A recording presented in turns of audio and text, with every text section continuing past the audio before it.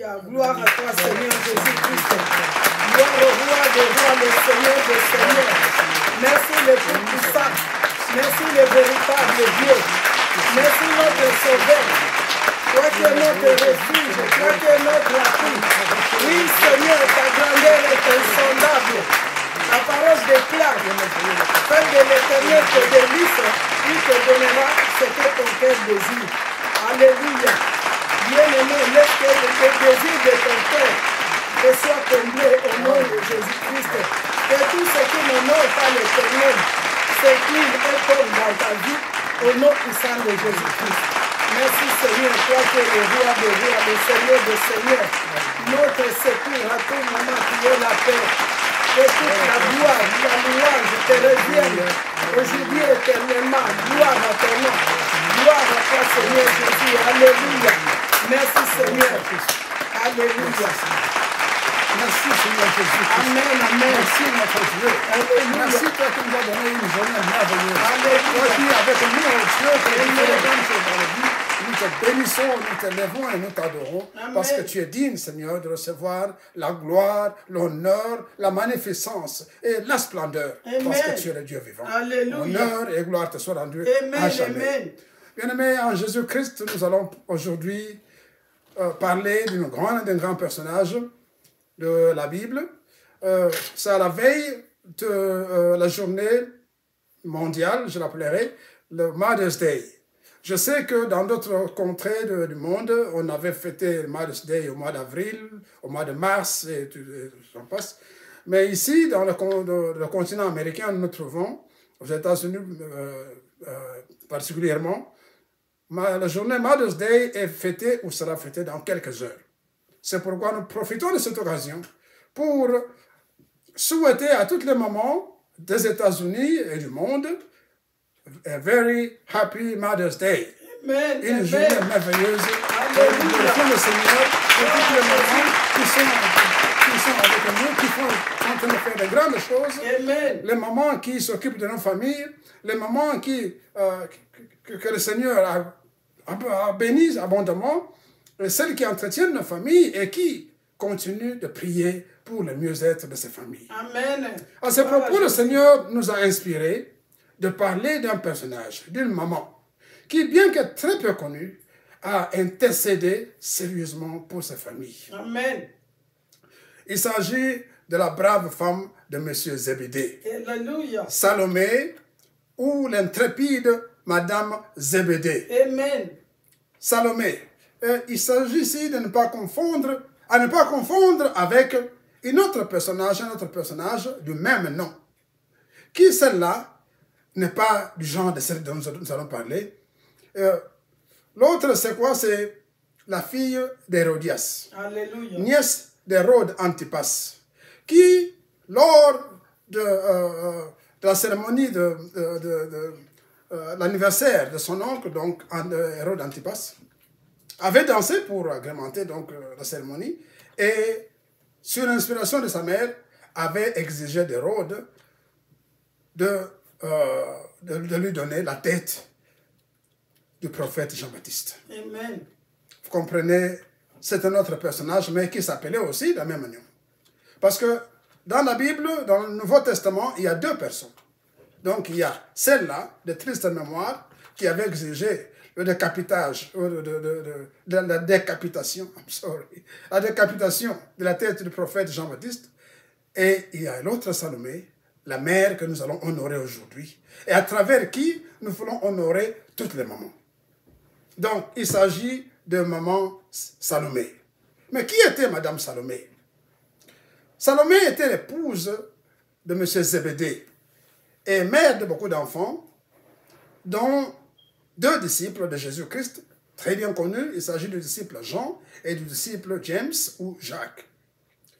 Elle était originaire de Bethsaïda et elle habitait Capernaum avec toute sa famille qui vivait de quoi? De la pêche. Comme Simon-Pierre, Zébédée, son mari, avait aussi une industrie très prolifique du poisson. Et aussi, il pêchait. Madame Zébédée, c'est une femme qui a fait beaucoup pour Jésus. Amen. c'était une disciple. Alléluia. Et cependant que M. Zébédée entretenait ce filet, que le Seigneur passait au bord et va trouver M. Zébédée avec ses deux enfants, Jean et Jacques, et va les appeler à sa suite.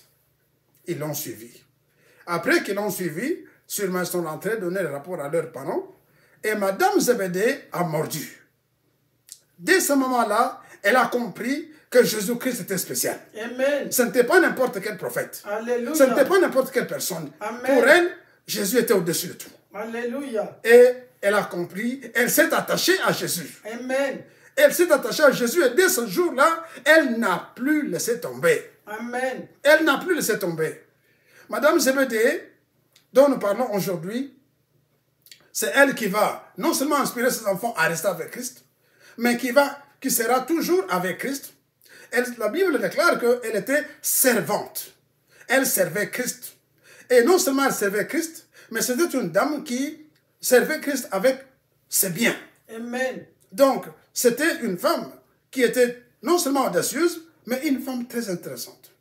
Parce que elle était avec Christ et c'était un partenaire du ministère de Jésus-Christ. Amen. Un grand partenaire. Amen. Et là, donc, nous sommes ici en Galilée. Et après Galilée, elle va suivre Jésus-Christ quand il va aller, quand il va continuer, il va aller à Jérusalem. Amen. Et c'est au cours de ce voyage qu'elle fera une demande audacieuse. Et c'est là que ça commence à devenir très intéressant. Elle va demander, faire une demande sollicitant de Jésus que ses deux enfants puissent siéger l'un à gauche et l'autre à droite lorsqu'il viendrait dans son royaume. Amen. Le Seigneur n'a pas infirmé et n'a pas confirmé sa requête non plus. Ça veut dire qu'il n'a pas rejeté ou n'a pas confirmé. Mais, il y a un mais. Le problème qui est là, c'est quoi? C'est la réaction de 10 autres disciples. Amen. La Bible dit qu'ils étaient indignés. Amen. Ils étaient indignés. Parce que pour eux, c'était trop demandé. Pourquoi la maman de Jean et de Jacques devait-elle demander que ces deux enfants soient assis à la droite et à gauche du Seigneur? Ils se sont dit non, ça, ce n'est pas possible. Ce n'est pas possible.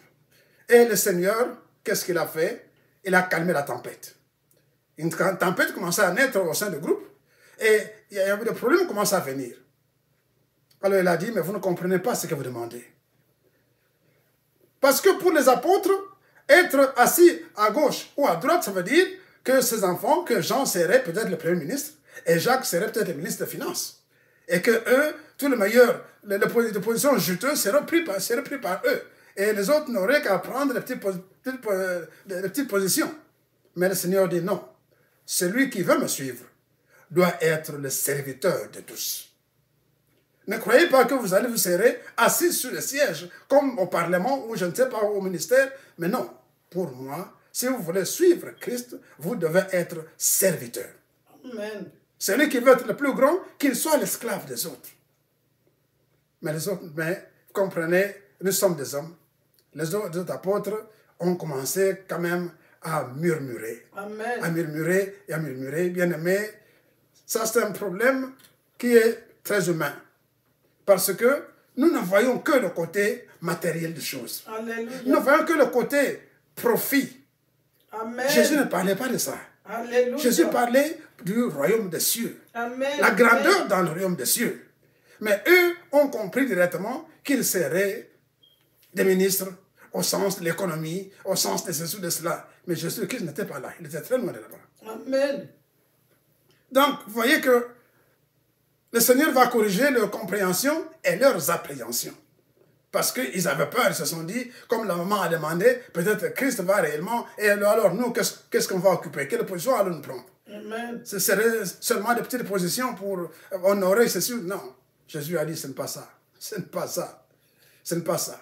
Mais comme je dis, Jésus n'a pas infirmé et n'a pas confirmé. Mais la suite des événements a prouvé que la demande de Madame Zébédée a été largement honorée. Amen. En fait, Madame Zébédée, qu'est-ce qu'elle a fait? Elle a consacré ses enfants à Dieu. Amen. Bien aimé, ici, il s'agit de marquer un pas. Pourquoi? Parce que je voudrais expliquer ce que Madame Zébédée a fait. Dans l'Ancien Testament, nous avons le cas d'une femme appelée Anne. Anne avait beaucoup pleuré.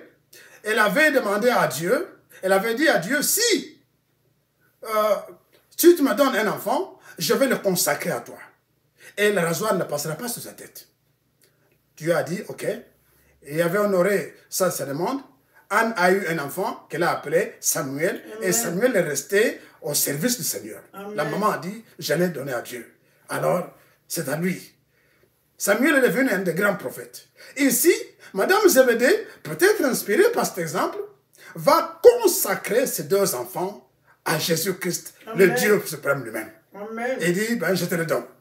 Tu le prends et tu en fais ce que tu veux. Qu'il reste avec toi. Bien aimé, Jésus-Christ n'a pas voulu décourager puisqu'il connaissait les intentions des autres apôtres. Amen. Mais il savait que cette maman avait fait quelque chose de grandiose. C'est une femme partenaire qui le servait avec ses biens, qui le servait à toute sa famille, elle s'était donnée à sa suite et tout cela, c'était grand. Mais le Seigneur n'a pas voulu créer encore de conflits. Amen. Mais en fait, il avait accepté la demande. Il avait accepté le don que la dame a fait. Bien aimé, je dis ça pourquoi? Et une autre chose que je veux mentionner ici, nous ne voyons nulle part dans la Bible que Jésus-Christ a fait un miracle pour la famille Zébédée. Amen. Il n'a pas opéré un seul miracle pour la famille Zébédée. Amen. Il a multiplié les poissons pour Pierre. Amen. Il a fait d'autres miracles pour des autres. Mais nulle part, nous ne voyons que Jean ou Jacques avaient suivi Jésus parce qu'il a fait un miracle. Amen. Nulle part, nous voyons que Madame Zébédée était restée avec Jésus parce qu'il avait fait un miracle. Non, nous ne voyons pas ça. Le Seigneur, ils sont restés avec Christ, ils étaient convaincus de la personne de Christ et l'ont aimé comme il était, dès le départ. Amen. Ils ont aimé Christ dès le départ, comme il était. Et ils sont rares, ceux-là. Amen. Pourquoi je l'ai dit, bien-aimés, chère maman, vous que nous fêtons aujourd'hui, nous voulons vous demander que nous puissions aimer Christ pour ce qu'il est. Alléluia. Aimons-le. Non seulement parce qu'il doit nous faire des miracles. Yes, nous sommes des hommes. Yes, nous voulons des miracles. Mais d'abord, aimons-le pour ce qu'il est. Amen. Suivons-le pour ce qu'il est. Il est sauveur. Il est rédempteur. Il est Seigneur. Suivons-le d'abord pour cela. Madame Zébédée a compris ça. Salomé était toujours à côté de Jésus. Amen. Donc, Madame Salomé était un personnage très intéressant qui a compris, qui a vu directement que Christ était un personnage intéressant. Amen. Et qui n'était pas comme n'importe quel prophète. Et que Christ, dans sa mission était très importante. C'est ainsi qu'elle est restée collée à Jésus-Christ. Elle était toujours avec lui, suivant ses enseignements, avec ses enfants. Amen. Toute sa famille, donc, était impliquée dans le royaume des cieux. Donc, vous voyez ici que Marc dit ceci, dans le chapitre 15, versets 40 à 41. Il y avait aussi des femmes qui regardaient de loin. Parmi elles était Marie de Magdala, Marie, mère de Jacques le mineur, et José, et Salomé. Amen. Ici, il s'agit de, non seulement Salomé a suivi Jésus-Christ jusqu'à Jérusalem, mais Salomé va aller jusqu'après qu'on avait arrêté Jésus-Christ. La demande qu'elle a faite, c'est avant qu'ils arrivent à Jérusalem. C'est en route pour Jérusalem. Quand Jésus a dit, tu ne comprends pas ce que tu es en train de demander, elle verra que quelques instants après, Christ est arrêté, Christ est crucifié, et elle va voir, à côté du Christ, il y a deux larrons. L'un à gauche, l'autre à droite. Sûrement, Madame Salomé s'est dit, waouh, la demande que j'ai faite, mes enfants auraient été crucifiés comme ces deux larrons qui ont été crucifiés avec Christ, l'un à gauche et l'autre à droite. Mais elle n'a pas dit non, je retire ce que j'ai dit. Elle a compris que Christ était venu non seulement pour c'est un simple enseignement, mais il est venu pour donner la vie. Elle va rester avec Christ. Elle est témoin de la crucifixion. Et elle sera aussi témoin de quoi? De la résurrection de Jésus-Christ. Donc vous comprenez que c'est une femme qui s'est donnée. Elle n'était pas découragée. Même quand Christ est mort, elle était parmi ceux qui sont partis pour mettre des aromates sur le corps de Jésus-Christ. Salomé donc était parmi les témoins privilégiés de la crucifixion et de la résurrection du Seigneur. Amen. L'évangéliste Jean, nous avons dit que la suite des événements va prouver que Christ avait réellement accepté sa demande. Eh bien, ces deux enfants sont devenus grands. Amen. Très grands. Parlons d'abord de l'évangéliste Jean. L'évangéliste Jean fut le seul disciple présent à la crucifixion. Amen. Et où il soutenait la mère de Jésus-Christ. Parce qu'ils étaient ensemble. Quand pendant que tous les autres apôtres avaient fui, Jean était à la crucifixion. Amen. Il n'a pas eu peur des Romains. Il est Alléluia. resté collé. Et à cause de ça, la Bible dit ceci. Dans Jean 19, versets 25 à 27, la Bible dit, près de la croix de Jésus se tenait sa mère, donc Marie, et la sœur de Marie, mère de Cléophas, mère de Magdala. Jésus, voyant sa mère, et auprès d'elle les disciples qu'il aimait, c'est donc Jean,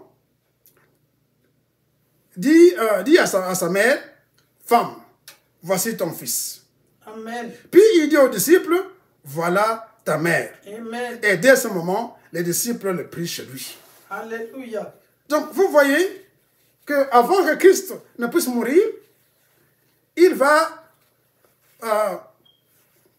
dire à Marie, sa mère, dans la chair, femme, voici ton fils. Amen. Parlant de Jean, l'apôtre Jean. Femme, voici ton fils. Et toujours parlant à Jean, il dit, Jean, fils, voici ta mère. Amen. Donc, Christ va remettre Jean entre les mains va remettre Marie entre les mains de Jean. Amen. Et la Bible dit que dès ce moment-là, le disciple le prie chez lui. Donc, le disciple prie Marie chez lui. Amen. Donc, vous voyez que Christ avait pris sérieusement la demande de Madame Zébédée. Amen.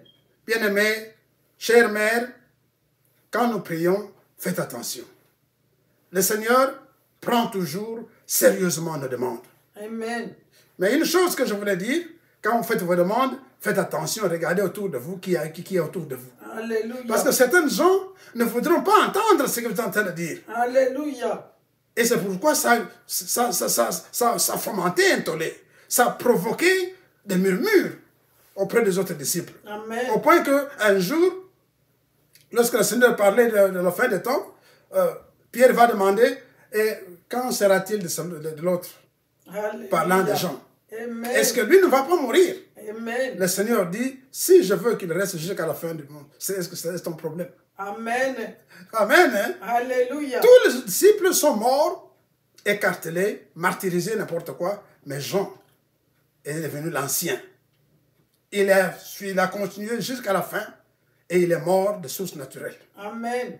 Donc, bien qu'il a été dans l'île, bien qu'il a été prisonnier, mais on ne l'a pas tué. Amen. Et c'est à lui que Dieu a donné la grande vision que nous avons dans le livre qu'on appelle l'Apocalypse.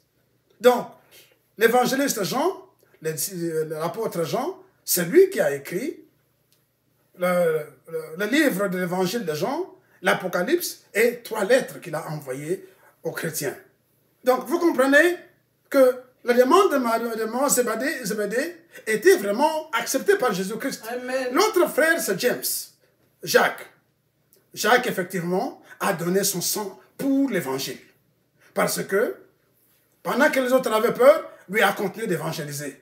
On l'a arrêté, et quand il fut arrêté, bravant donc les persécutions en Jérusalem, il a continué d'évangéliser après la mort de Christ. Et ensuite des représailles. Et pour intimider les autres chrétiens, le roi Hérode Agrippa I le fit arrêter et l'exécuta publiquement. Amen. Bien-aimés, vous voyez que c'est un don que Madame Zébédée a fait à Jésus-Christ. L'un des frères a été tué pour la cause de l'évangile, et l'autre est resté toujours dans l'évangile, et il est devenu un ancien, il est devenu un grand qui a écrit le texte que nous avons aujourd'hui. Amen. Donc, bien-aimés, chère maman, ne nous fatiguons pas. Ne nous fatiguons pas de prier. Le disciple Jean l'Ancien fut l'auteur de l'évangile et tout ce que je viens de dire. Donc, maman, ma soeur, papa, sachez que Jésus-Christ, nous devons l'accepter comme notre Rédempteur et notre Sauveur. Amen. ce n'est pas seulement parce qu'il doit nous faire des miracles. Ça doit suivre. Mais la meilleure des choses, nous devons d'abord l'accepter pour ce qu'il est. Amen. Ne cessons pas de prier d'abord pour votre maman. Ne cessons pas de prier pour nos enfants. Car nos prières portent devant Dieu. Amen. Et la prière fervente du juste, dit la parole de Dieu, est efficace. Alléluia. Portons toujours nos problèmes devant le trône de Dieu. Amen. Quelle que soit l'identité que le diable a collée à nos enfants, ne nous fatiguons pas d'intercéder pour eux, comme l'a fait Madame Salomé. Comment qualifie-t-on tes enfants? On les appelle voyous, on les appelle voleurs, on les appelle dépravés. Non, ne nous fatiguons pas d'intercéder. Le travail du diable, c'est de te dire, tu as échoué, tu ne feras rien du tout. Amen. Mais nous savons à qui nous parlons. Amen. Nous savons que Christ notre Seigneur, c'est un Dieu puissant qui Alléluia. entend nos prières et qui les exauce. Alléluia. Donc continuons toujours à prier. Quelle que soit la situation, même si on te dit que c'est désespéré, non, avec Dieu, ce n'est jamais désespéré. Amen. Salomé a parlé, elle a dit un mot, elle a laissé, elle n'a plus rien demandé à Jésus, mais la suite étant montrée que Christ a pris sa demande très au sérieux. Amen. Elle a consacré ses enfants et ses enfants sont devenus des colonnes dans la parole de Dieu. Amen. Des colonnes dans le royaume de Dieu. Ce sont des colonnes véritablement. Et Salomé a donné le meilleur bouquet de fleurs à Jésus-Christ. C'est pourquoi aujourd'hui, chère maman, je vous souhaite à tous une très bonne fête de mère, une très bonne fête de Mother's Day, que le Seigneur vous bénisse abondamment, qu'il bénisse toutes vos familles, qu'il bénisse vos enfants et qu'il bénisse tous et que cela soit pour la seule gloire de Jésus-Christ. Amen. En son nom puissant, nous prions. Amen.